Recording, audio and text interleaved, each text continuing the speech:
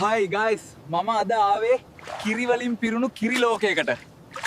මගේ පිටිපස්සෙන් cheese building තියෙන්නේ. Guys, මේ තියෙන්නේ මෙහි ප්‍රධානම වශයෙන් කිරි බෙදා හරින දිය ඇල්ලයි. මතක් කරලා කිරි පෙරේතයෝ ටිකත් මෙන්ෂන් කරන්න. මෙතන තමයි යාළුවනේ මෙහි ස්ට්‍රෝබෙරි හා චොක්ලට් හා සුදු කිරි වගේ කිරි නිෂ්පාදනය කරන්නේ. කිරි පෙරේතයෝ ටිකක් ආව නම් ඉවරයි. මම දැන් ඉන්නේ චීස් එළදෙනුන් ඉන්න ගොවිපලක. මේ එළදෙනුන් හැදිලා ඉන්නේ චීස් වලින්මමයි. මෙයාලා දැන් නම් ආහාර ගන්න ගමන් ඉන්නේ. මෙහි කිර්වේ චීස් මියුසියම් එකක් තියෙනවලු. අපි ඒක බලන්නත් යමු දැන්. යාළුවනේ මේක තමයි මේ ලෝකයේ ලොකුම මියුසියම් එක. මෙහි එක එක ජාතියේ කිරි නිෂ්පාදන තියෙනවා.